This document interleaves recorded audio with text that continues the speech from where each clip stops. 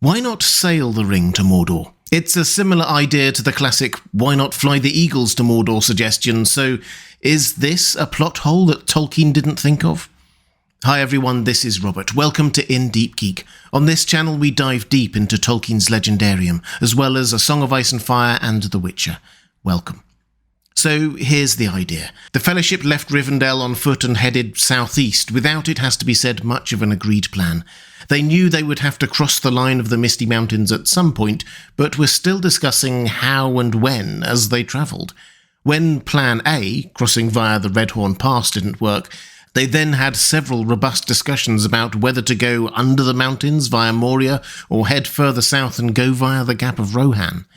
Taking a step back, each way seemed dangerous. Crossing a mountainous pass in January is rarely a good idea. Going via Moria had its dangers. They might not have known they would encounter the Balrog there, but there were definitely lots of orcs, and Aragorn had a bad feeling about it. And via the Gap of Rohan meant straying very close to Saruman, something Gandalf was keen to avoid. So why not go another way? By sea, for example. I've seen this idea pop up a few times now on Reddit and elsewhere, so I thought it worth breaking down the reasons, because there are reasons. The idea would be to head overland, west or south to the coast, then catch a ship east to the mouth of the Anduin, then sail north up that river to a dropping-off point just outside Mordor. The advantage is, of course, to miss out on all the difficulties the Fellowship faced in the story that we read. Not just the ones we've already mentioned, but Sauron and Saruman's orcs hunting for the ring wraiths, Easterlings if they'd strayed too far that way, the dead marshes, and so on. Would the sea not be easier? Well, if we assume that they get this idea at Rivendell rather than somewhere even more inaccessible en route like Lothlorien, then of course the first question is how to get to the coast in the first place. There are two main options here, south or west. South would mean reaching the coast somewhere around the mouth of the River Greyflood. Much further east of that, and you would be heading towards the River Ison and the territory dominated by the Dunlendings and therefore Saruman. Further west would be basically back the way the hobbits had already come. Of course, the second real option is properly west to Círdan and the Grey Havens. Which brings us to our first issue with this idea. As the crow flies, both overland journeys to reach the coast are only slightly shorter than the overland journey southeast to Mordor, and they're going in the wrong direction. Once you factor in time to find a boat and crew and do the actual sailing, you're probably not talking about much of a time saving, if any. So this isn't about getting there faster, it's about trying to get there safer. Which brings us to our second point. Those two journeys to the coast would have their dangers too. You might be able to paddle some of the way south along the Loudwater and the Greyflood, but as Boromir explained when describing his journey some of the way on the same path northwards, it was a long and wearisome journey. 400 leagues I reckoned it, and it took me many months, for I lost my horse at Tharbad at the fording of the Greyflood. Tharbad is a ruined city, bridge and ford over the River Greyflood. The fact that Boromir lost his horse there shows it's not an easy crossing, and enemies would be close at hand all the way south, as Elrond explains at his council. The shadow has crept now to the feet of the mountains, and draws nigh even to the borders of the Greyflood.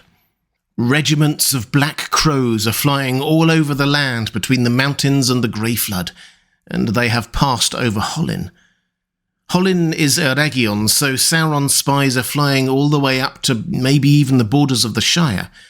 The Fellowship avoided them briefly while in the brush-covered and rocky foothills of the Misty Mountains, but heading south through the Enedwaith would mean hundreds of miles through what Tolkien describes as open plains.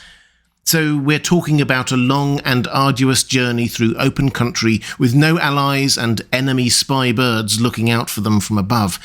Not exactly a straightforward route to the sea. And as for the western route to Círdan, the Council of Elrond did consider that. Not to try to get a ship around the coast of Middle-earth, but to try to destroy the ring by throwing it into the sea. I did a whole other video on that if you're interested. The conclusion there was, per Galdor, who had been that way recently, if the return to Eowyn, that's Tom Bombadil, be thought too dangerous, then flight to the sea is now fraught with gravest peril. My heart tells me that Sauron will expect us to take the Western Way when he learns what has befallen. He soon will. The 9 have been unhorsed indeed, but that is but a respite, ere they find new steeds and swifter. So far from a journey to the coast avoiding danger, it would actually be fraught with peril. In other words, whichever way they went to get to the coast, they might be avoiding some dangers by not going the route the Fellowship took, but they would definitely be facing new dangers. And let's not underplay the secrecy thing here. At no point in the books after Frodo left Rivendell did Sauron know exactly where the Fellowship as a whole or the Ring were. The plan worked. They did manage to stay secret. It seems very, very unlikely that would be the case if they'd headed for the coast, given how many spies we are repeatedly told Sauron has looking for them there. But let's assume that they do make it safely to the coast. Then they have the problem of finding an appropriate seagoing vessel and crew. That wouldn't be a problem in the Grey Havens, of course, but on the coast of Eriador or Enedwaith, that part of the world had been largely uninhabited for over a century since the fell winter of 2911. Perhaps there were some small fishing communities, but the cities of Tharbad and Londare were long abandoned and gone to ruin. Those left were probably Dunlending, so not natural allies, and at worst under Saruman's control. But let's again assume that they did manage to get a ship and crew and avoided enemy spies and traps and set sail south and east around the coast. What might they expect? The Corsairs of Umber, that's what. As part of Sauron's preparations for war, he had sent the Corsairs out to harry the coast of Gondor. We read of a great fleet that first attacked Lebanon, south of Pelargir, then was due to sail up the Anduin to join with Sauron's forces at the Pelennor Fields. So great was the threat of this fleet that when Minas Tirith called the banners to defend the city, many communities along that stretch of Gondor's coast sent only a tenth of what was expected, or no one at all. The Corsairs were a formidable foe with a large and dangerous navy. And although I'm sure Gandalf is pretty decent as a makeshift sea mage, and Legolas's bowmanship would be useful, Gimli, Boromir and Aragorn would be less so in naval battles. The Fellowship would hardly be playing to its strengths. And even if they made it past that challenge and sailed up the Anduin to Mordor, that last stage of the journey would probably be the most dangerous. Sailing into a war zone up the Anduin River in a large boat is not exactly the sneaky approach the Fellowship had in mind. They would be seen from miles away, by both Sauron's forces and Denethor's, because yes, Denethor would be trying to get his hands on the ring too, you can be sure of that. And after all of that, you are still outside Mordor with no clear idea of how to get in. Also, as much as we've been talking about avoiding risks, going by sea also meant avoiding help. I've talked in another video about how important Galadriel's gifts were to the Fellowship, and particularly Frodo and Sam in those last few days.